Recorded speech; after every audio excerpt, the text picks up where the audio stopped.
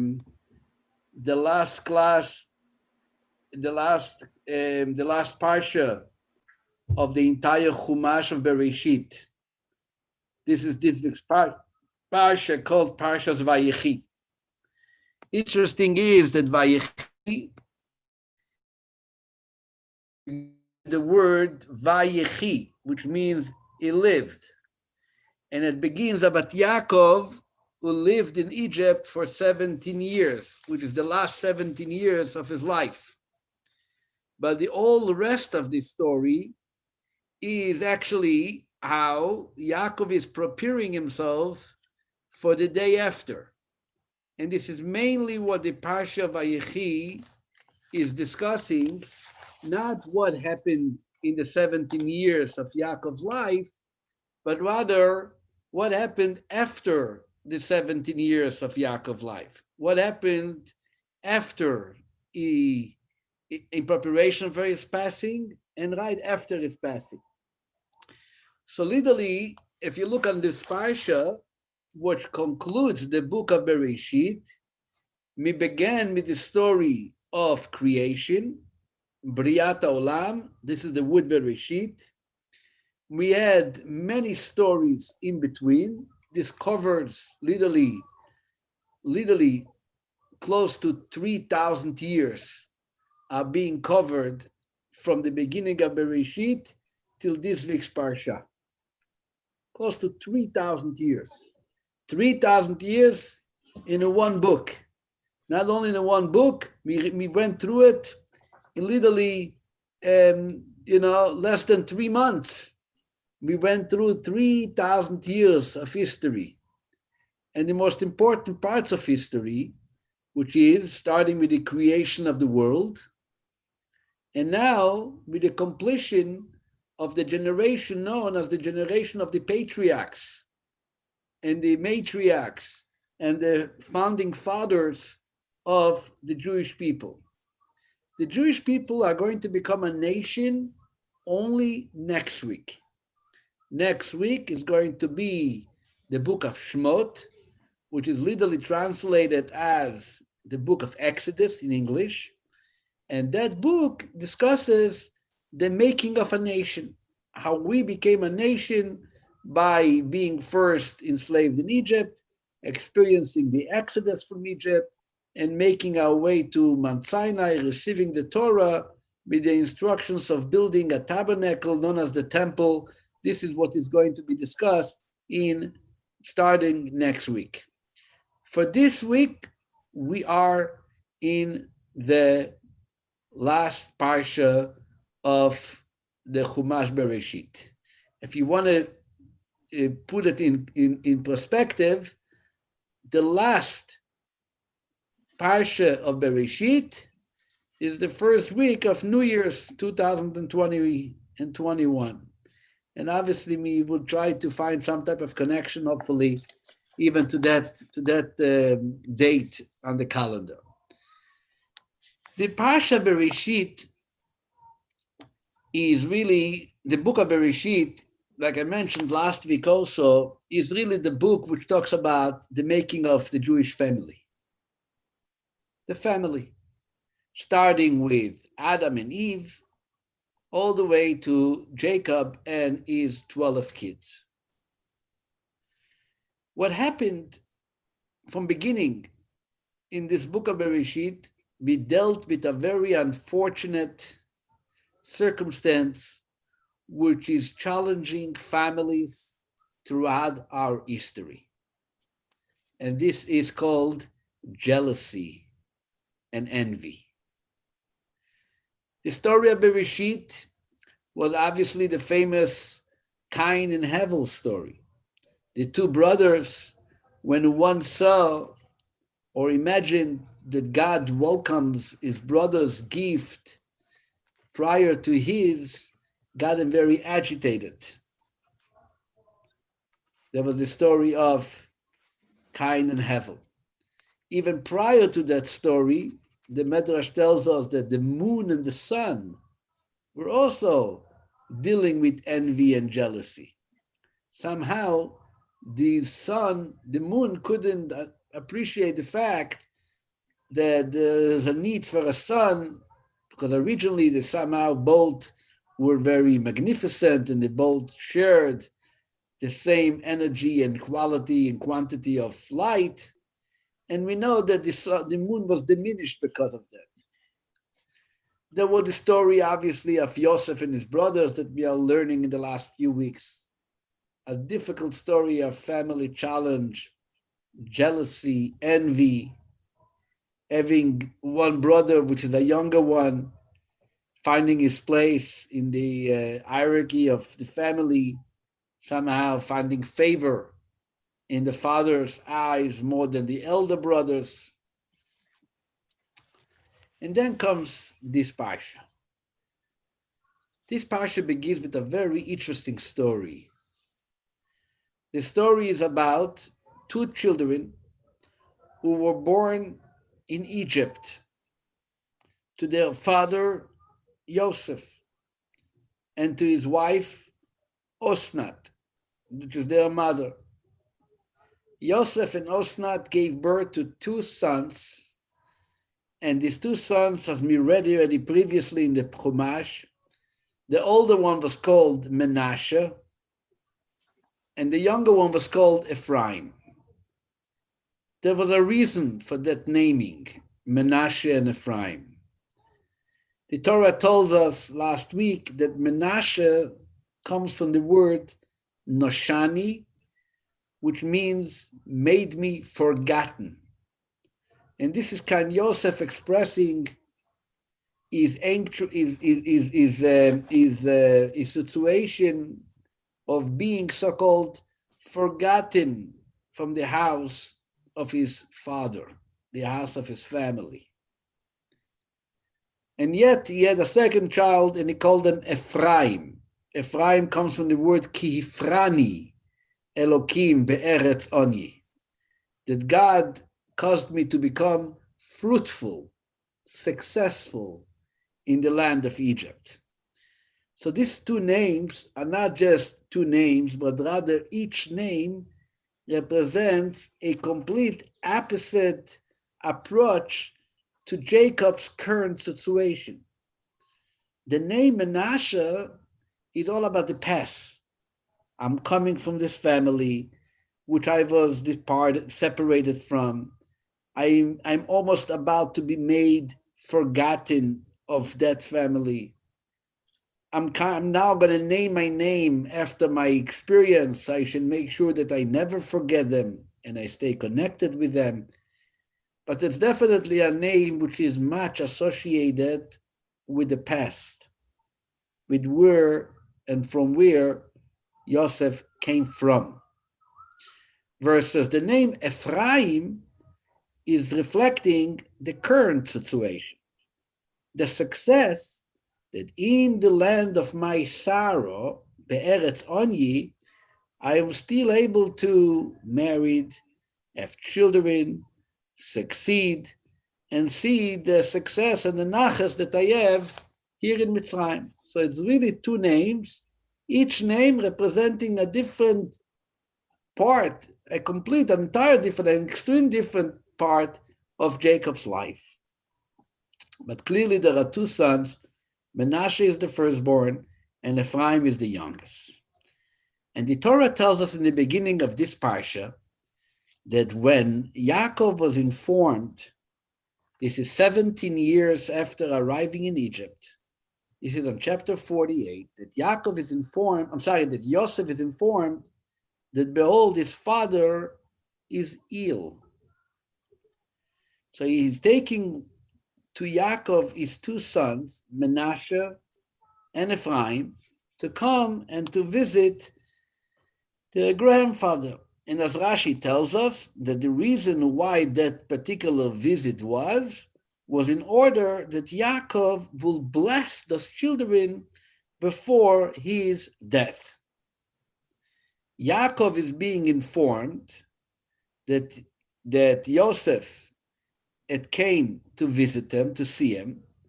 So the Torah says in chapter 48, verse 2, Vayitchazek Israel, Yaakov organized himself properly, he strengthened himself, and he sat up in his bed. And as Rashi also explains, that even though Yaakov was ill, and it wasn't easy for him to sit down on a bed, because he was lying the way an ill person lies in bed, yet Rashi says, Yaakov said, I want to give honor for a person who deserves honor. Since Yosef was then in the rank of royalty in Egypt, so therefore he felt that Yosef deserves the respect, and he got up from the bed to actually communicate with Yosef.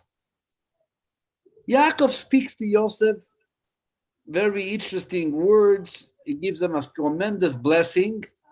And on the very same point, he tells them on verse 5 a surprise.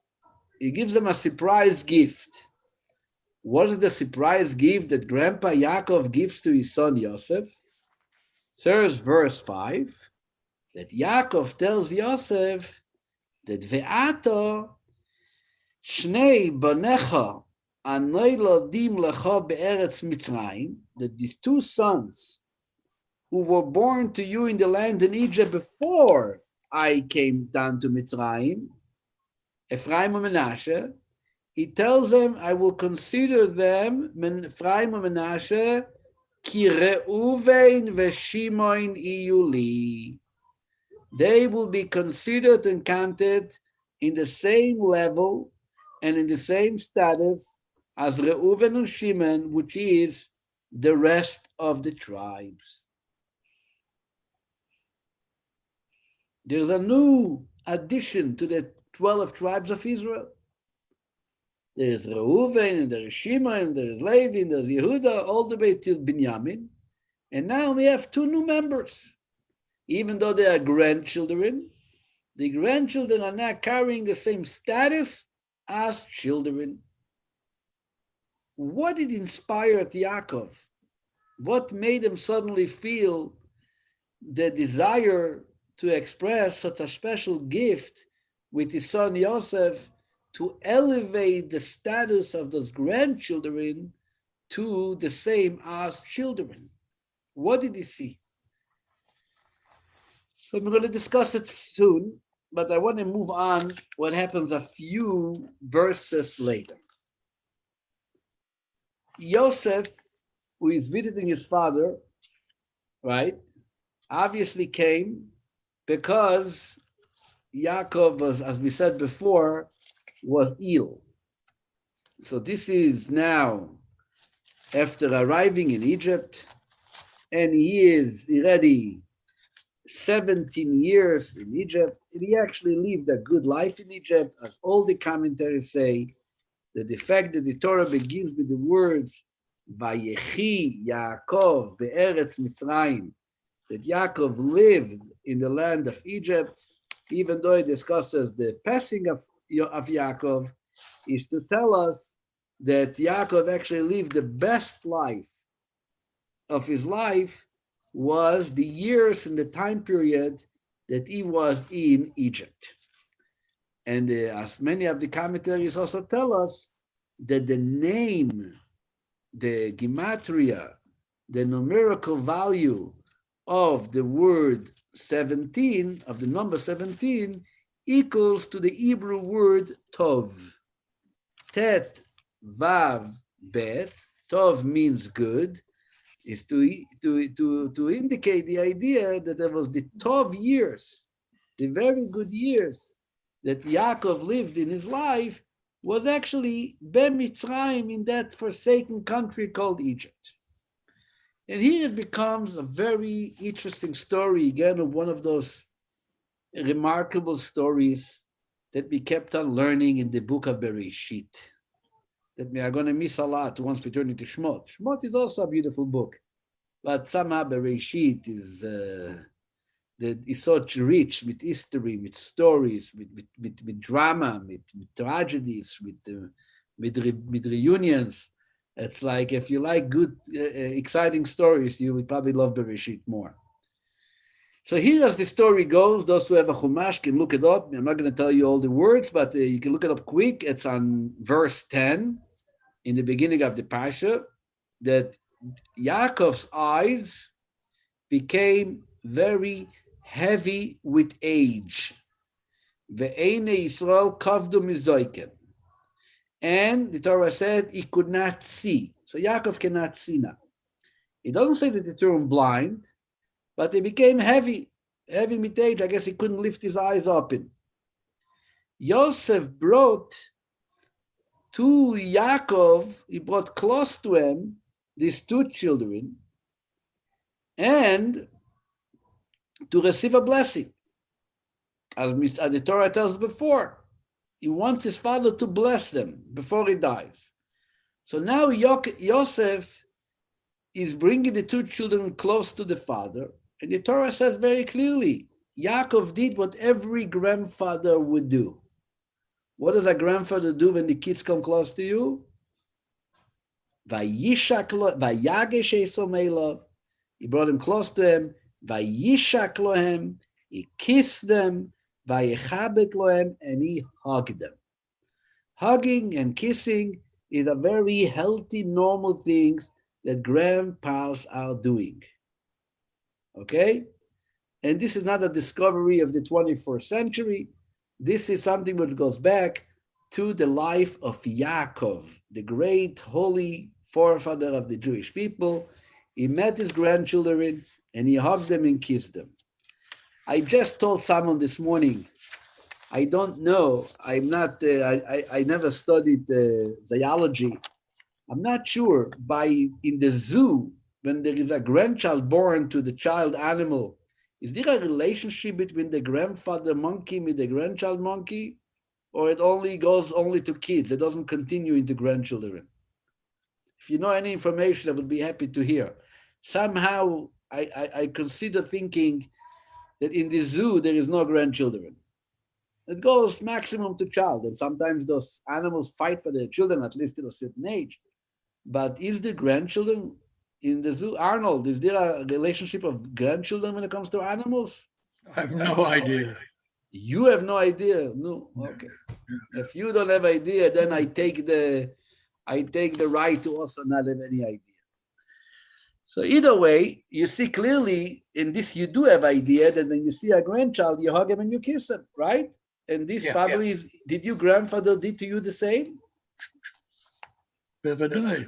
Okay, Bevadai means for sure. So you see that this goes back, because between the story of Joseph and his kid and Arnold and his grandfather is not too many years of different. It was like, it was not far from, it was pretty close to that generation. Either way, so. And me and my grandchildren. Exactly, it's even closer. So either way, so now Jacob turns to Joseph and he tells him, I'm so surprised. I didn't contemplate I'm going to see you. And not only did God help me, again, he mentions God all the time. You see, learn from Yaakov. Always says God. Right away he says, Ve'ine hera otay Elokim, and God had shown me even your children.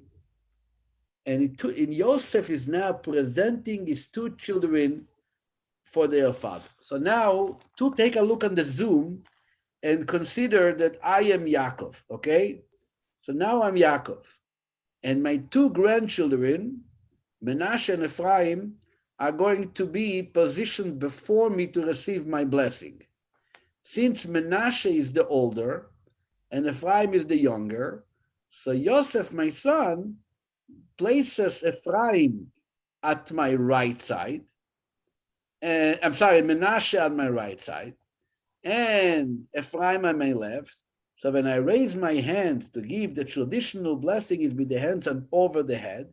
So my right will go over Menashe the older, and my left over Ephraim the younger. Lo and behold, what Yaakov does, he switches his hands around and he goes like this, meaning his right hand ends up on his left side, positioned over Ephraim. The left hand goes towards his right, positioned over the head of the elder one, Menashe. And this is as you see it in verse 13 and verse 14. Take a look. Yosef took both of them, Ephraim with his right hand to Yosef's left, and Menashe with his left hand to Yaakov, Israel's right. And he drew them near to Israel. Israel is Jacob.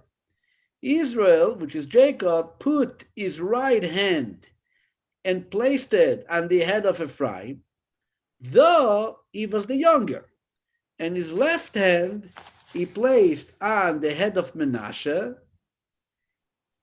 He manipulated his hands.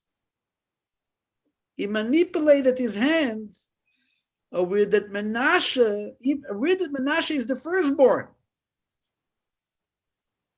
Knowing that Menashe is the first, somehow he's giving the stronger hand, the more respected hand, to the younger one. And he gives them a blessing. And he gives them the blessing, a beautiful blessing, a blessing which we say, some people say it every night, some people say it every Friday night.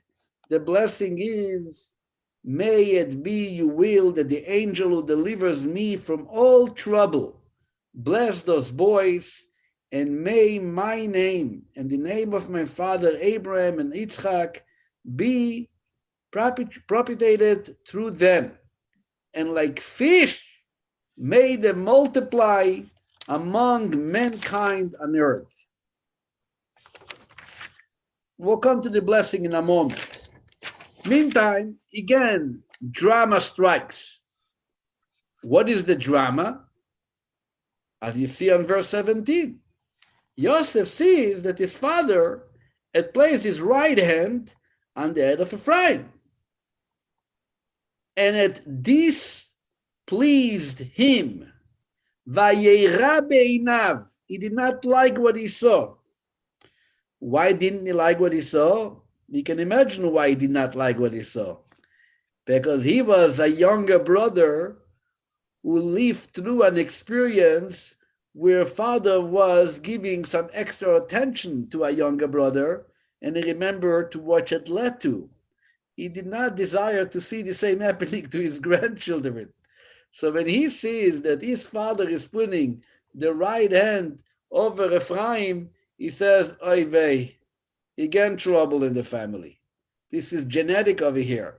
Something wrong. We're going to get into trouble, and mama is going to come, and Menashe is going to get up and say, what did happen over here? Grandfather has a favored grandson. He gets more Hanukkah geld than I get, and he always gets that extra smile and that extra squeeze on the hug, and somehow everybody looks at him, and what is he needed for? So what does he do? He decided not to remain silent. He's not going to go through another family situation again. So what does he do? So the verse says, verse 18, Yosef said to his father, not so, my father, lo chen avi, ki ze abchor, he is the firstborn. Please, sim yemancha al reisho, place your right hand on his head. Don't do it to me. We don't want to have any more family trouble. And you think that Yaakov is already old, as they say in Yiddish, farkalacht. He doesn't see well. His eyes are heavy of sight, and he's already lying on his bed, and he's about to pass away. So maybe Yosef is just pressing a button, and Yaakov is going to say, sorry. It was a mistake. Direct me properly. I did not see what I did. Like us apologizing parents would probably do, and tell them, I'm sorry, I didn't meant it. It was a this, it was a that. But here the Torah says no. Vayemain aviv. But Yaakov refused. He refused. And he opened his mouth. And what did he say? Yadati, my son, you think I don't know? I am well aware of this, that he is the oldest. But listen to me. This older one, he would also become a nation and will also attain greatness. However, his younger brother will become greater than him, and his descendants will be famous among the multitude of nations. Opa! The younger brother is getting something that the older brother doesn't have. What is going to happen to the youngest brother? So the Torah doesn't tell us, but since we already are post so many years, so we can look back retroactively and say, so what happened to that family? What special happened to the younger brother that the older brother did not have? So now we all know the story. Obviously, Rashi tells it to us.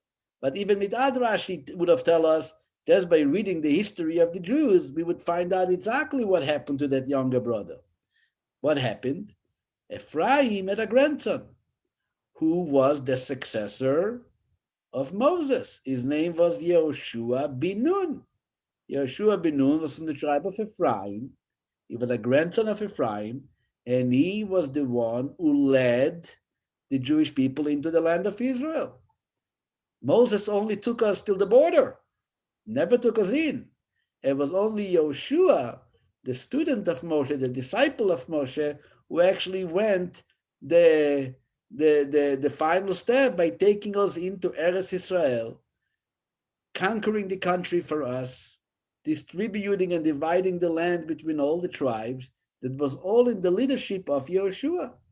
So since Yaakov says, I'm old, right? You think I don't know what I'm doing? Just my hands are playing, I have like a shaky hand, and somehow my hand ended up on my left. My hand didn't just end up on my left. I know what I'm doing, and everything I do has meaning and purpose. And this young boy, needs a stronger blessing. He needs a bigger blessing because his children will need to work of conquering the land of Israel. They need a blessing more than Menashe needs it. And that was the story of the switching of the hands. And like he says, the whole world is going to hear about them. This is the famous story. Anybody who studied the book of Joshua, which is the next book after you finish the Chumash, the first book of prophets is the book of Yeshua. And when you read the book of Yeshua, you know that Yeshua became very, very famous because he was using some miraculous, supernatural involvement in his war of conquering the land of Israel. He caused the sun not to set one Friday in a place called Givon. He also caused the moon not to appear in a place called Ayalon. He was going, he was going on a whole different strategics of war when it came to conquer the land. Just in parentheses, there was once a speaker in the Torah Center by a Kiddush Shabbat, a guest. I don't remember the name now. They were visiting, and they came. I said, like we always did, and God willing, we'll continue doing. When there was a guest from Israel, we used to ask him to say a few words by the Kiddush. So I don't remember now who he was, but the story I remember, he got up there and he said that he was taking courses in military school somewhere in Nevada or in California. And the instructor was teaching all kinds of strategies related to war, different countries, different nationalities. And he noticed that instructor never mentions Israel. So he decided to one day to confront the instructor. And he asked him, tell me, what is it? I'm a student by you, and we're learning all these beautiful and interesting strategies and all kinds of war mechanisms. And everybody knows that there is a country called Israel, and their rate of success is known throughout the world. How can you avoid discussing some of the Israeli tragedies?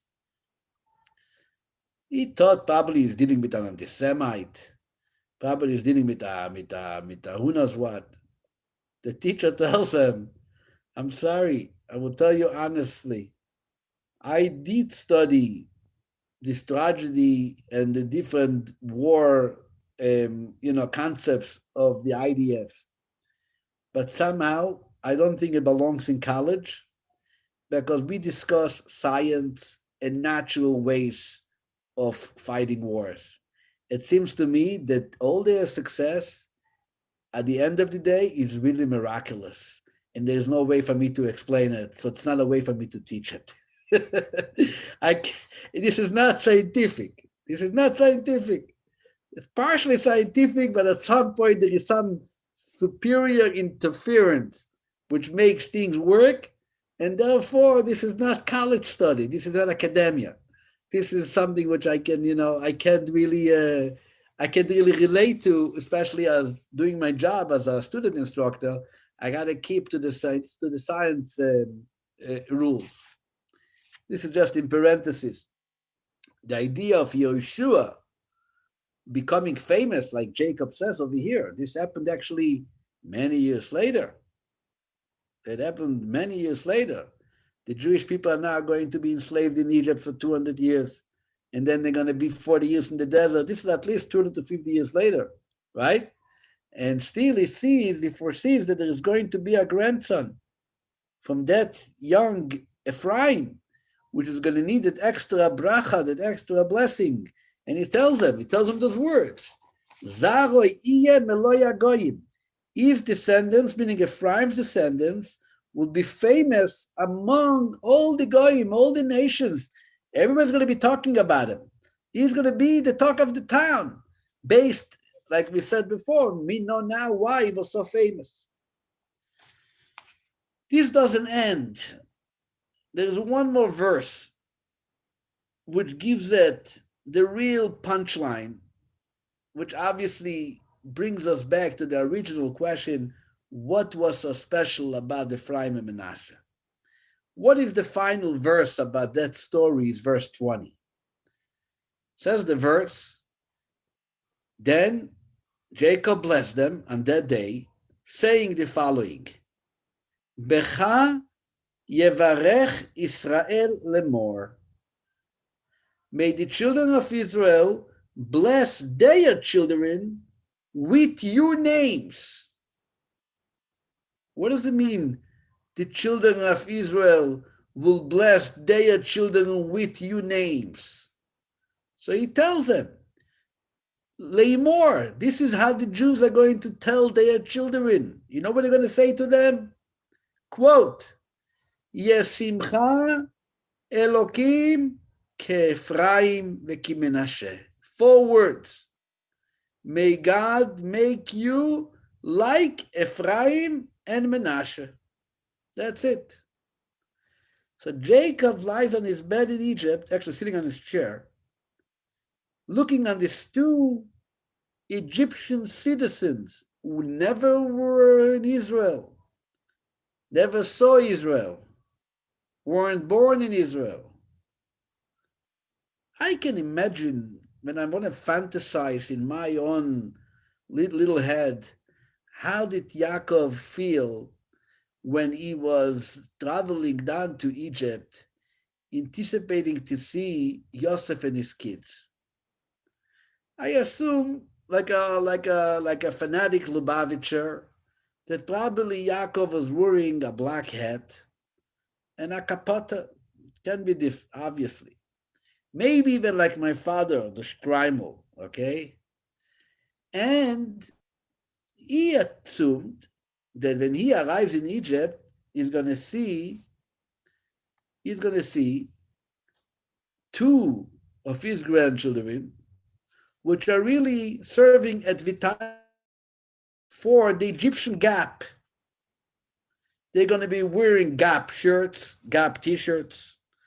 They're going to be wearing, what is it called? What's the other company for the sneakers? You tell me, whatever. Some sneaker gang, some very exciting sneakers or named after some sports idol. For sure, they're going to be wearing shorts like David Schneider.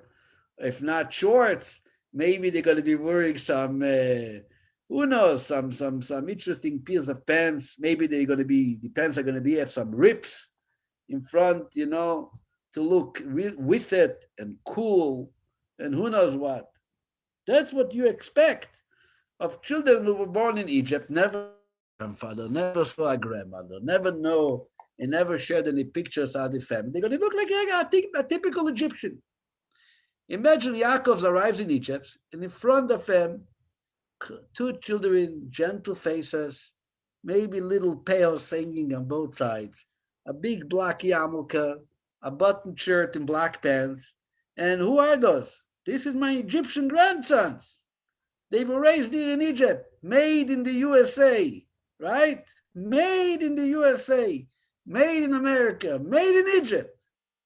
But look at them. I never imagined that that's how they're going to look. But the truth is, that was the truth about Yaakov's grandchildren. Yosef's kids, Yosef had the ability to raise two children in a foreign country, not seeing grandfather, not seeing grandmother, not having any relationship or any connection to any of the values physically, externally, and internally of the family. And yet to see that somehow he succeeded in raising kids which deserve to carry the same status as my own kids. And that's the first thing he said. This is not Egyptian children.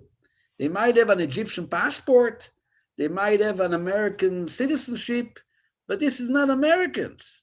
This is Yaakovites. This is my wife's Rachel's grandchildren. They look exactly as Bobby Rachel would have been coming down back to the world today. She's going to sit and say, she looks like exactly like them. I want to tell you, it's my daughter Sorala had a birthday this week.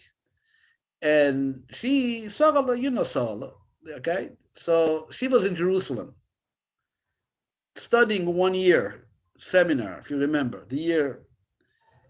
And there was not only once, there was a couple of times while she was standing by the bus station trying to catch a bus to one of her outings, when more than once a woman approached her and told her, you look like a Farkash.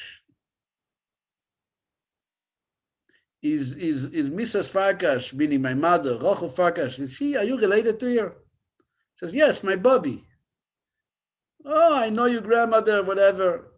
Now, this girl, Sarah Farkash, but she came to Jerusalem, it was after studying elementary school and high school, all the way to seminar, was here in Seattle. She never studied in Israel, she never studied in New York, she never studied in any other place. She studied right here in a little school, the Menachem Mendel Seattle Cheder, real tiny school. She had 3 girls in her class for 4 years of high school, okay? Not more than 3 girls. It wasn't a popular school and there wasn't 20 children, 3 girls. But the moment she arrived in Jerusalem, people who knew my grandmother somehow looked at this girl and they took a chance. She looks like something related to my grandmother. Not thinking for a second that she's a Seattleite, barely speaks a word Hebrew or Yiddish, right? Made in the USA. This is Ephraim and Menashe. Ephraim and Menashe were 2 kids born in a foreign country, and look at them. So obviously, when it comes to the end, what does Yaakov tell his son? That for all future generations, what is it going to be? That a father is going to bless his child, which, by the way, in many communities, they have discussed them, that the father blesses his child Friday night prior to Kiddush by putting his hands over their head and saying those 4 words, Yesimcha Elokim Ke'Ephraim Ke'Menashe. Here we have a friend of yours, Shai Basli. You remember your father doing it in Netanya, right? Your father is, I believe, from Morocco, right? Very nice. So here I met his father. He was visiting. My father is from Iraq. Iraq. Yes. And tell me what he did. What did he do? Exactly as you said, Simcha Elohim, ki Ephraim v'chi Menashe, When did he do it to you? before the Kiddush, Which day in the week? Friday night. And yet you had brothers? Yeah, two brothers, So he all did three it, of us. each one got it individually, or he made No, it together. The together? same way like we do the Birkat Kohanim. Okay, your father was a hard-working man. He worked in a grocery, I believe.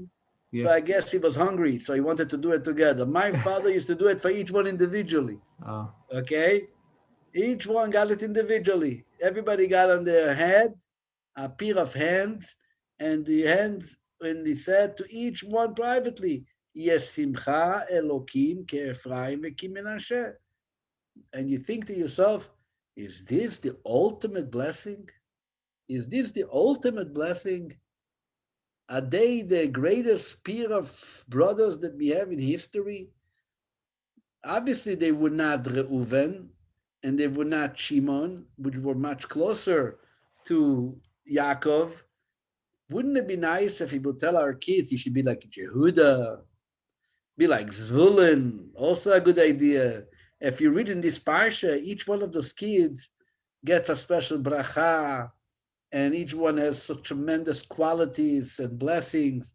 What is it about Ephraim and Menashe? Why is that name? Why does these two kids somehow become the role models for Jewish life? So probably you heard from me and you read through the years that a big part of it is, like we said before, that despite being born in a place with the environment challenged to be a good, honest child, they were still raised and had the ability to grow up like nice Jewish kids. So this is what you usually hear. But I want to give a little different twist to this Ephraim and Menashe, which I believe is interesting, and it goes along with the old book of Bereshit. Let's look a second on the verse and see what's going on over here. Yaakov puts his right hand on Ephraim. On verse 17, Yosef sees it, and the verse clearly says, Vayera be'einav. Yosef was displeased by seeing what happened. Matter of fact, he takes his father's hand, helping him, trying to move it away from the head of Ephraim. That's what the verse says, right? Vayitmoch yad aviv le'asir.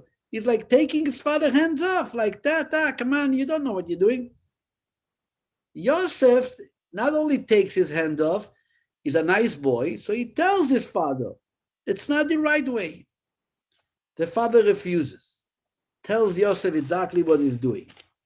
And he tells him that what? That the younger brother is going to be stronger and greater.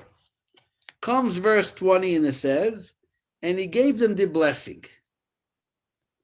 And following giving them the blessing, he says that all Jewish kids in the future are going to be blessed to be like Ephraim and Menashe. So I thought for a second, why is it that he gives them the blessing only after introducing the fact that Ephraim is going to be greater than Menashe? I understand that you have to tell your son, but you are now busy giving a bracha. Give him the bracha, give the kids the blessing, and then tell your son, by the way, I want to tell you, you want to know what happened? I will tell you what happened. That younger son needs the blessing more than the older son. He's going to be more challenges, he's going to be Yeshua, whatever it is.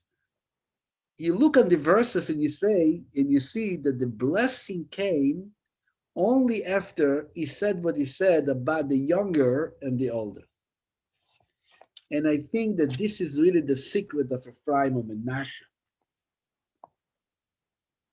What could have happened at that moment, and maybe should have happened, based on everything we read till now, Menashe should have lift up his feet and say, I am out of here. Or at least open his mouth and say, Dad, this is so not fair. What does it mean? This little brother Ephraim is going to be greater than me. Am I not the firstborn? Don't I deserve to be the greater one? I'm you first.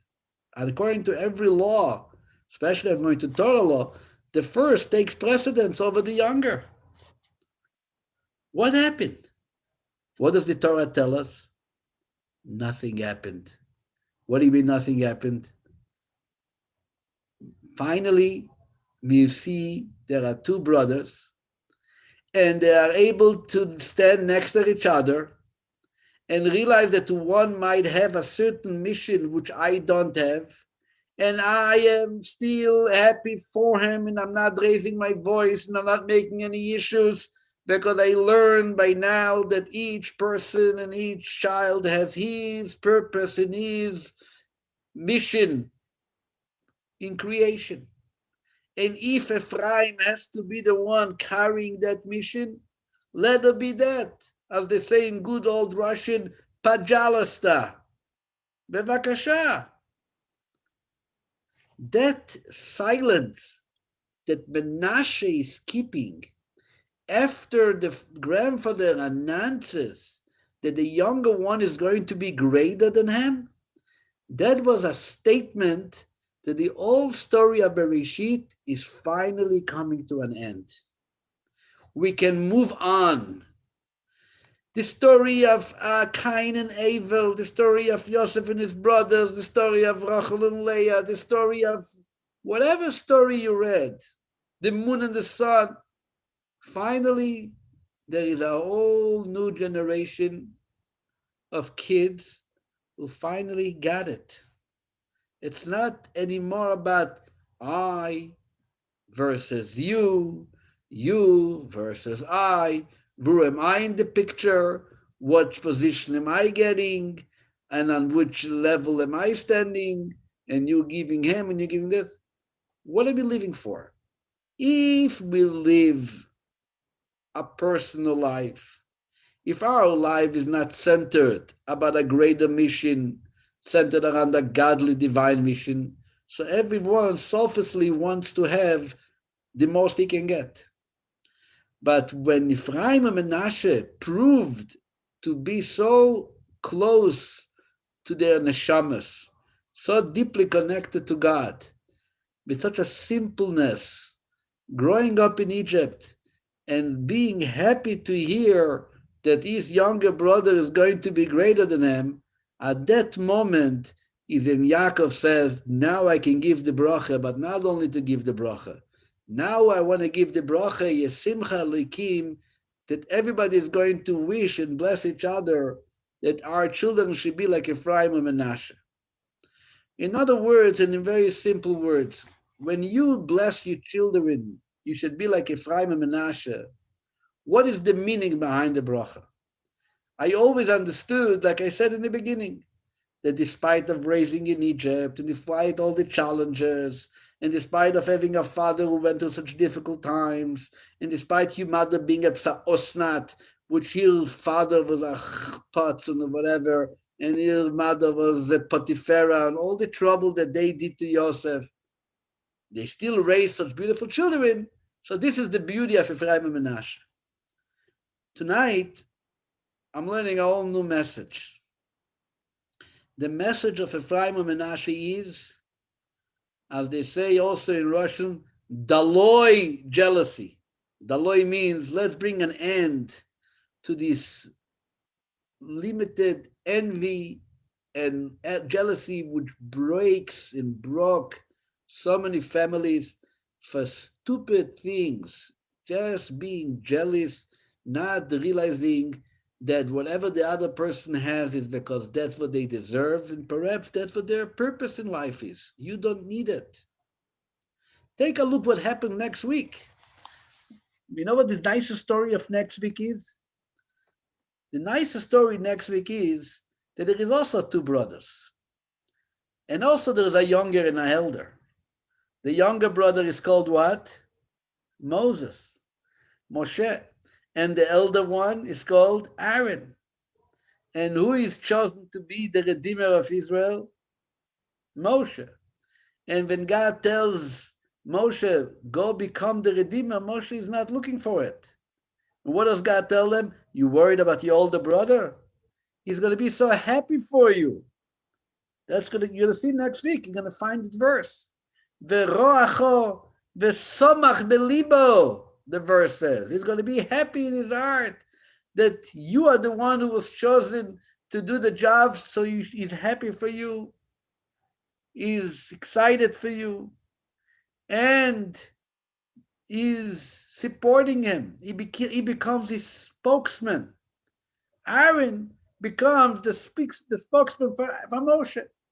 Moshe couldn't, express himself 100% properly, and the elder brother has to tell the government what his younger brother means to tell them.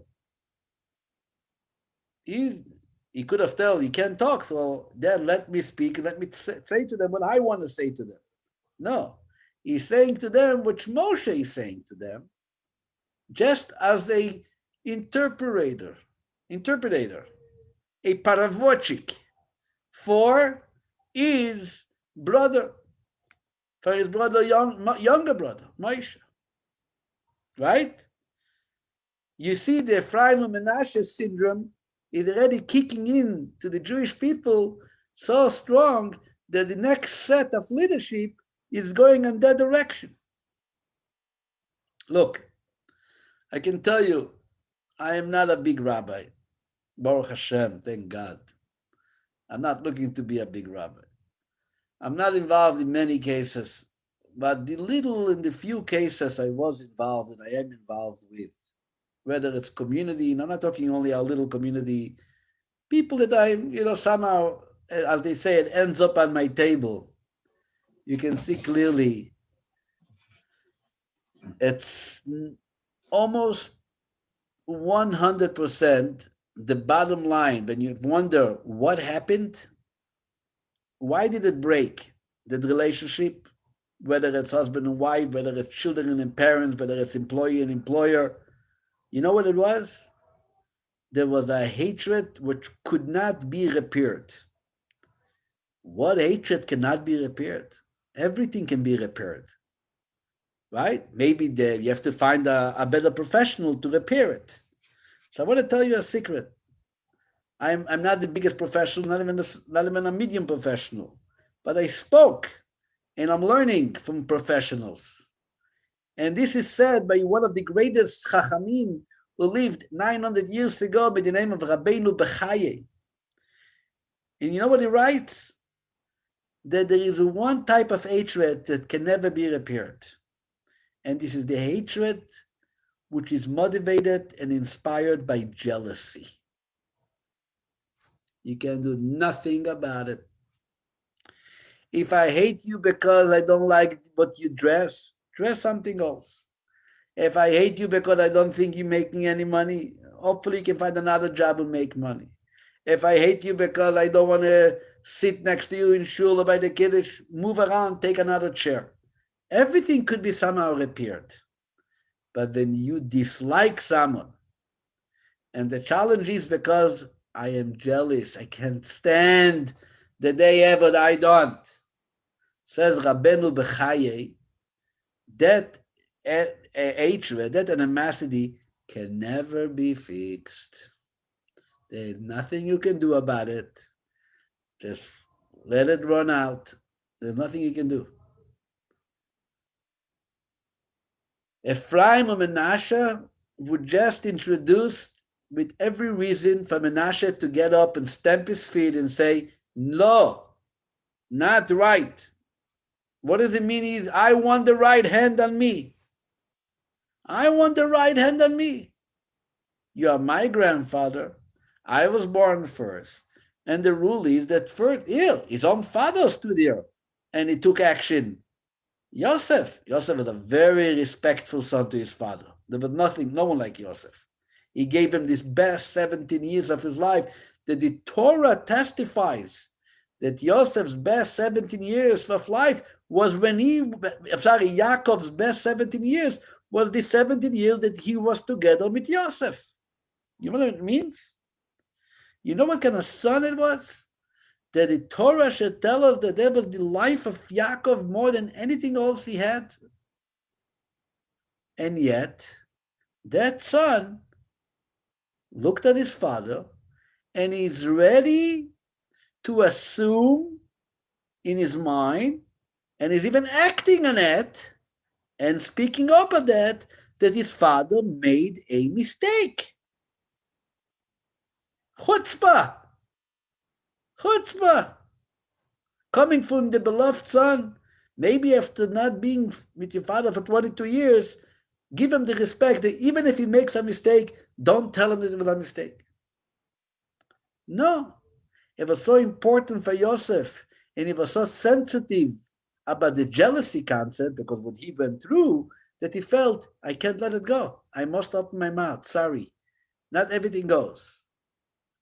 And Yaakov supports the act of his hand changing. But what does Menashe do? That's what's important. And what does Ephraim do? Menashe looks at Ephraim. Ephraim looks at Menashe. Would I want to be something greater than you, my brother? I love you. That's what God wants for me. I'm going to let the right hand go on me. Menashe looks at Ephraim. If this is what has to happen, that's what's going to happen. Vayechi, then Yaakov got up and said, this is exactly what I want parents should bless their kids. If you can look at each other and say, whatever it is, Ephraim and Menashe, let us try to live a life of appreciation towards the other person has. Maimonides says, and that's he concludes the book of Mishnah Torah, that what's going to happen when Mashiach is going to come. Everybody knows a lot of good things is going to happen. You know what the Rambam says? The first thing the Rambam says, Ubeoto azman. This is the words of the Rambam. You can look it up. This is chapter 12 of the Laws of Kings, the last chapter in the entire 14 volume called Mishnah Torah. Says the Rambam, Ubeoto azman, at that time of the coming of Mashiach, lo yesham, lo ra'av, no famine, lo milchama, no war, velo kin'ah, and no jealousy, no envy.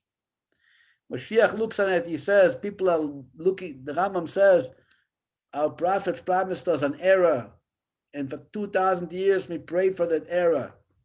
And you wonder, what's going to be so special in that era? No hunger. We understand, nobody wants to be hungry. No war. Who wants war? What is the next thing? You think next thing should be whatever, wealth, health, no sickness, no corona. Says the Rambam, I have something before that. And maybe that will take away sicknesses too. And this is called jealousy. The era of Mashiach is a time when there wouldn't be jealousy. And if there's no jealousy, there is life. There is brotherhood, there is family, there is support. And then obviously we avoid hunger, we avoid competition, and we avoid, sickness. How many people, Nebuch, we know are physically sick, not mentally sick? Mentally, for sure. Even physically sick as a reaction to some type of jealousy and envy that they're dealing with. It turns their kishkas out. Every day they see that brother, that sister-in-law, that whatever, that neighbor has something which they feel they should have, and why only them, it makes them meshuga, it drives them nuts. They get depressed, they get down, and they become sick physically. We have, Baruch Hashem, a Torah which teaches us ways to deal with that virus called jealousy. A person has to learn Hasidus. Hasidic philosophy gives us the ability to understand that God gives us what we deserve, allows us to realize that we don't have to have everything, teaches us the principle of bittul, self-nullification. It doesn't happen overnight, overday, but at least It's something that we can work on it, but mainly we can daven for it.